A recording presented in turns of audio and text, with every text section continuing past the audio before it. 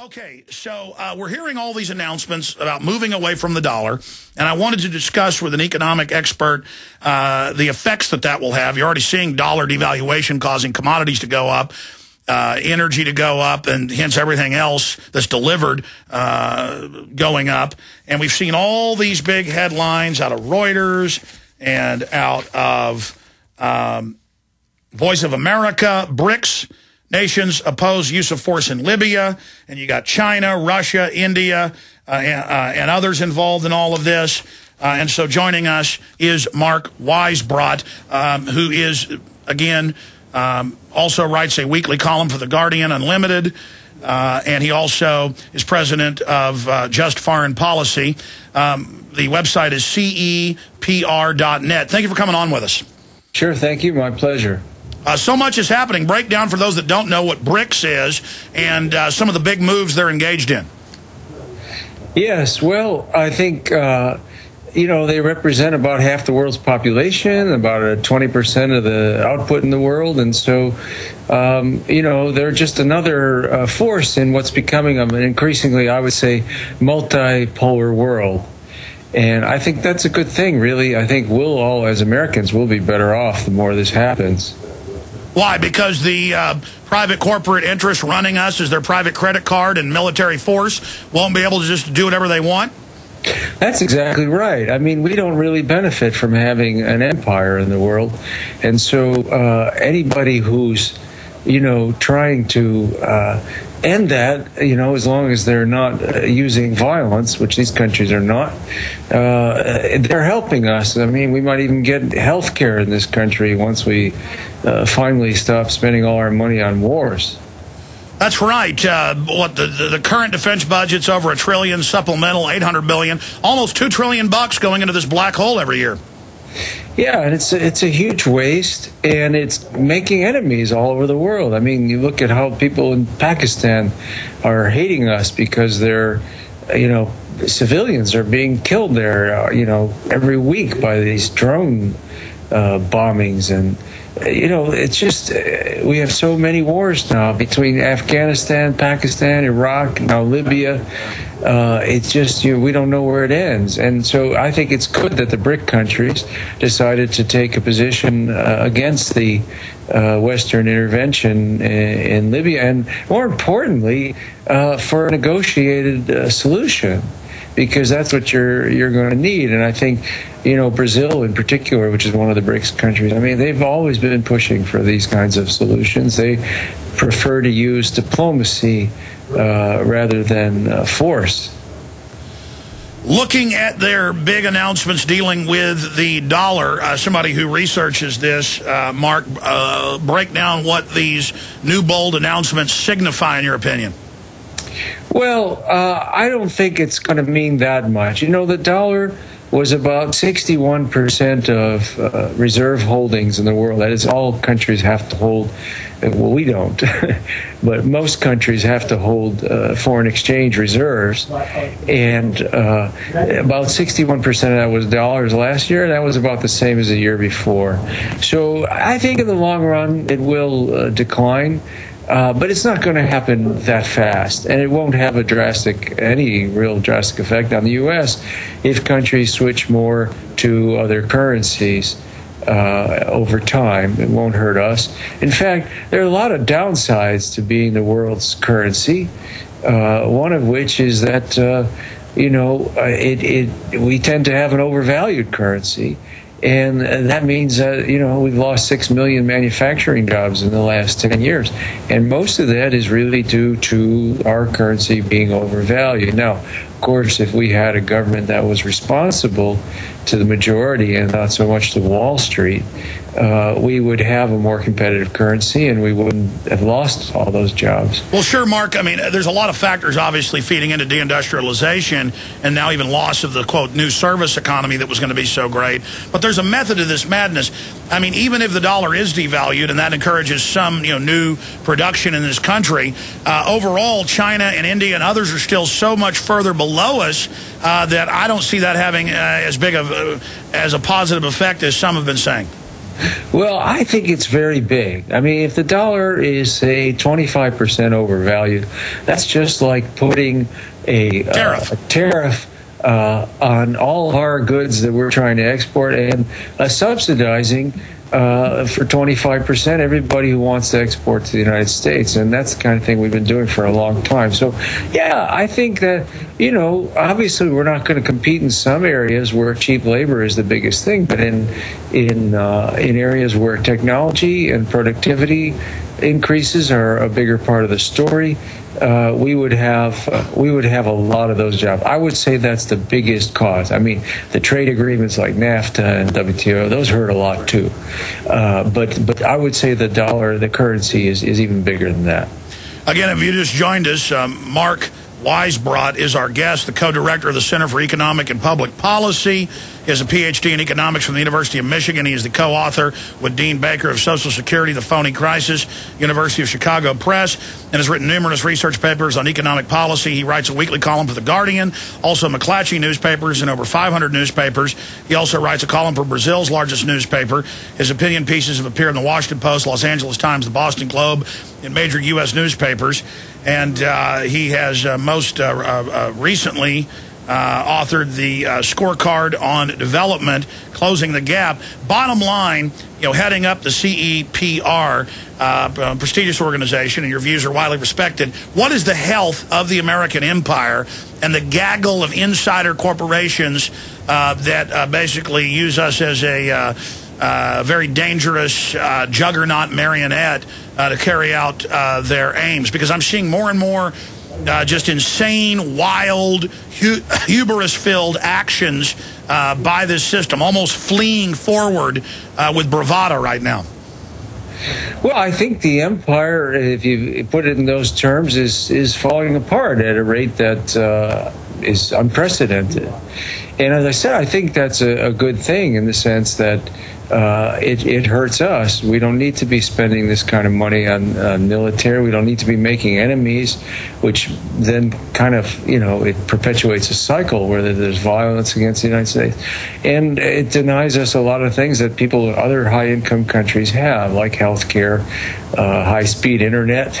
Well, how do you see the unraveling of the empire then? What are some of the different avenues that you see it degenerating through? Because, I mean, normally an empire is going to try to start not just regional wars, but a wider war to try to keep that power. And if it does implode, all the tentacles of mercenaries and parasites are going to come back home.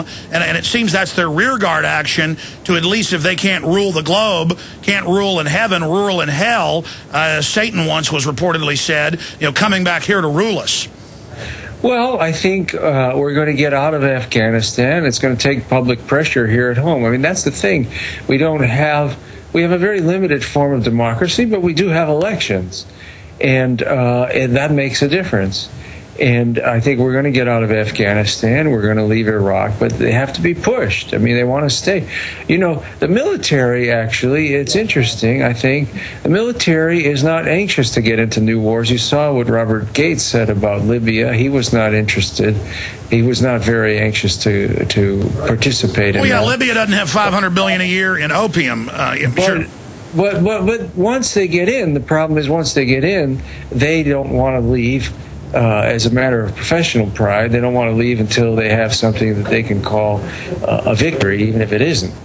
And so that's part of the reason we're still in Afghanistan. I think they pressured Obama and on that one. But I think you are going to see more and more people in the United States will get fed up with it. That's really what has to happen, because the foreign policy establishment in this country, they are committed to running the world. And that's that's something that just doesn't change. From your research, who's driving this Anglo-American attempt at world government to all of our individual detriment inside the imperium? I mean, who are the main drivers, and what is their end game if they're successful?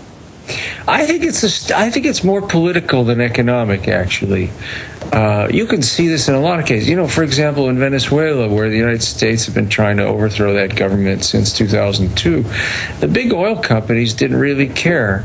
And they're a pretty powerful corporation. For most of that period, the two biggest, ExxonMobil and Chevron, really didn't want to do it. It was really coming from the State Department.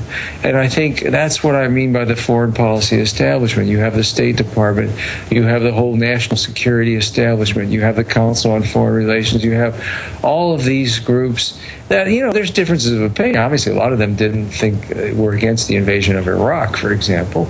But nonetheless, they hold this view that any loss of power of the United States over other countries is a big loss and has to be regained by any means necessary. That's their basic view. And because of that, for example, they'll support a war that they don't even want just so they can call it a victory. And I think that's the real problem. Now, you do have, you also have, obviously, you have the military-industrial complex. You have individual corporations with their particular interests. And those are very important, too. But I would put them second to the State Department and its allies. And, the press is part of this, too. The media is a huge part of it. And that's why I appreciate this show, because you really don't have, in this country, in the media, you really don't have an independent civil society on foreign policy issues that's represented in the media. It's kind of like Russia, where everybody you see on the television, on the major stations and networks, is either a government official, a former government official, or somebody who's getting money from the government. And that's not true on a lot of other issues, but it's really true on the foreign policy issues. Well, isn't it also a revolving door in banking and military, with the generals going into the defense jobs? So it's really delayed payoffs, with the former Goldman Sachs, J.P. Morgan going into government, then back into the banks. It's just an inside, really crony capitalist system that isn't free market.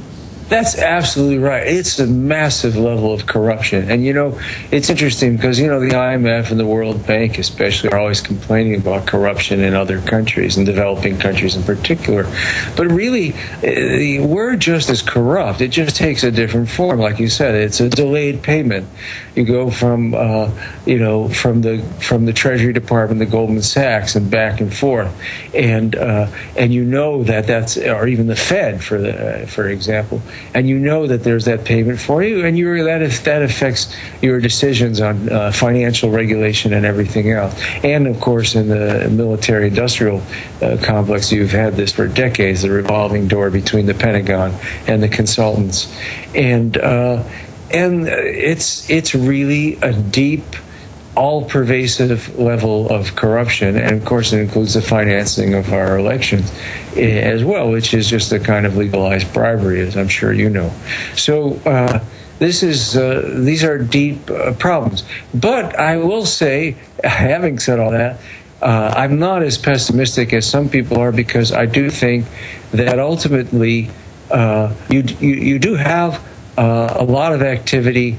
For example, we are going to get out of Afghanistan, and when we do, it will be because you don't see the people in the streets, like you do in Europe.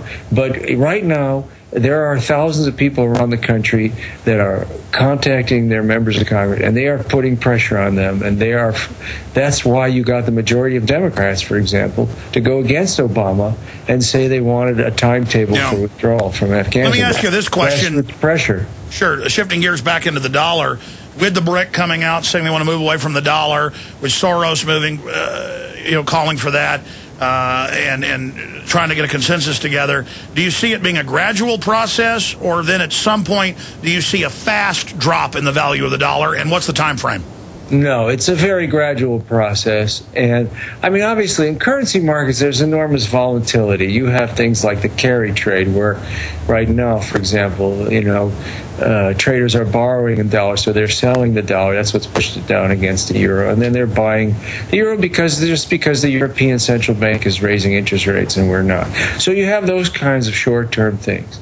And, and that causes a lot of volatility. But, relative volatility. But the dollar crashing, that would be actually good for us if it happened.